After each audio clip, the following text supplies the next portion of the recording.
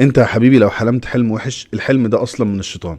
والنبي عليه الصلاة والسلام قال لك ان انت لو حلمت حلم يخوفك، حاجة تخوفك، ما تحكيهاش لحد ابدا، وتستعيذ بالله من الشيطان الرجيم، علشان ده بيبقى حاجة من الشيطان ملهاش اي لازمة.